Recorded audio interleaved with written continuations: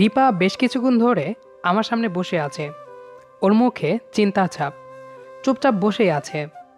আমার আবার চুপচাপ বসে থাকতে ভালো লাগে না, তাই বিরক্ত হয়ে রিপাকে ধাক্কা দিয়ে বললাম, ওই সেমরি, কি ভাবছিস এতক্ষণ ধরে? খুব বড় একটা সমস্যা, আমাকে একটু হেল্প করতে পারবি? অবশ্যই পারবো, বল কি করতে হবে। আমার আপুকে কাল দেখতে আসবে, কালকেই পাকা কথা হয়ে যাবে, কিন্তু দিদি এ বিয়েতে রাজি না। তোকে যেভাবেই হোক ভাঙতে হবে। কাজটা একটু কঠিন, তবে সম্ভব। তবে এটার জন্য 1 সপ্তাহ আমার পেট ভোজনের খরচ তোর। ঠিক আছে। কাল দেখতে আসবে কখন? সকাল 11টার দিকে। হুম, তোর দিদির নাম কি? নিপা। আচ্ছা, দেখতে কেমন? কাল আমাদের বাসায় গিয়ে দেখিস।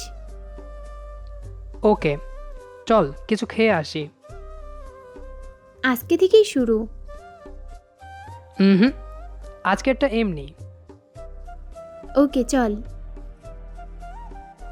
আমি তানভীর, অনার্স 2য় বর্ষে পড়ি। রিপা হলো আমার ফ্রেন্ড, আমরা একসাথেই পড়ি। আমি থাকি গ্রামে, আর রিপারা থাকে যশোর। ওর সাথে পরিচয় কলেজ থেকেই। আমার কলেজ যশোরেই, রিপারা যশোরের স্থানীয়। আমাদের বন্ধুত্ব খুবই মজবুত। আমি যশোরে মেসে থাকি, তাই মাঝে মাঝে রিপার সাথে ঘোরাঘুরি করি।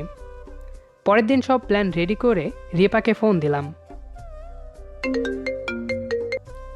হ্যালো। দোস্ত, পাত্রপক্ষ চলে এসেছে।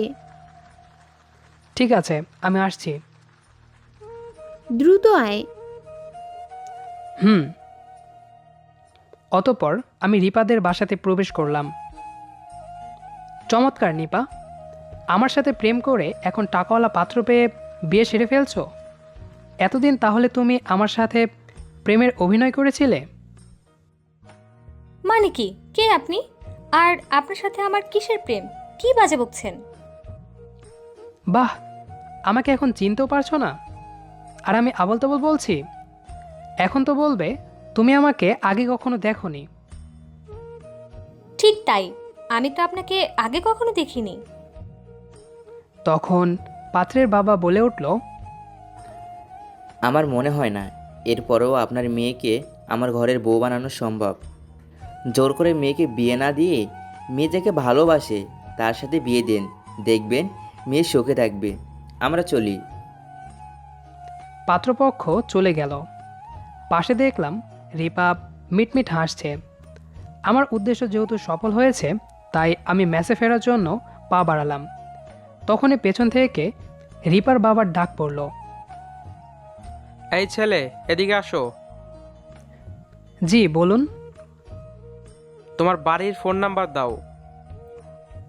আমার সাদা মনে কোনো কাদা নেই, তাই আমি রিপার বাবাকে বাড়ির নাম্বারটা দিলাম। আমি জানি রিপার বাবা আমার বাড়িতে ফোন করে কিছুক্ষণ আগে ঘটে যাওয়া ঘটনাগুলো বলবে। তবে আমার বাবা মা কিছুতেই বিশ্বাস করবে না তাদের ছেলে প্রেম করে। তাই নিশ্চিন্তে বসে খাচ্ছি আর গল্প করছি।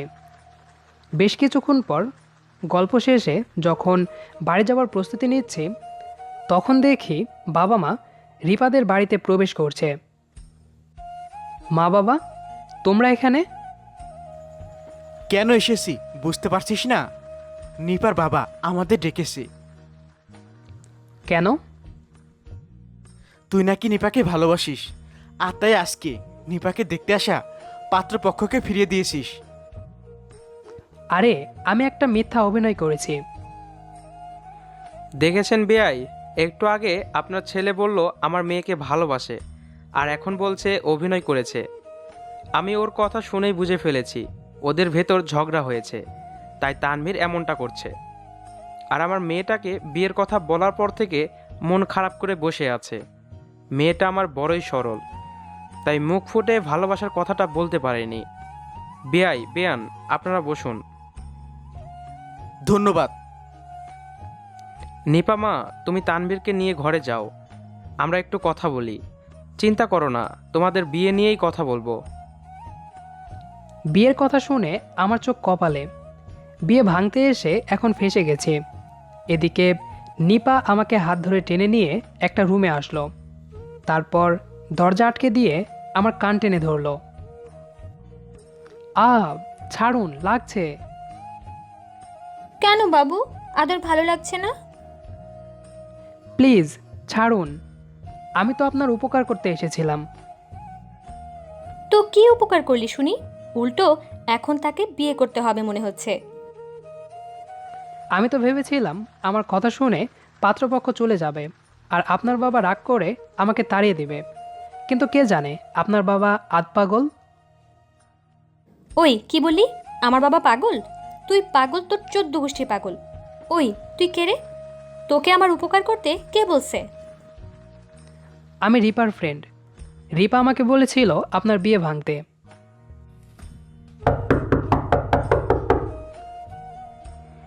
নিপা মা, তোদের কথা শেষ হলো?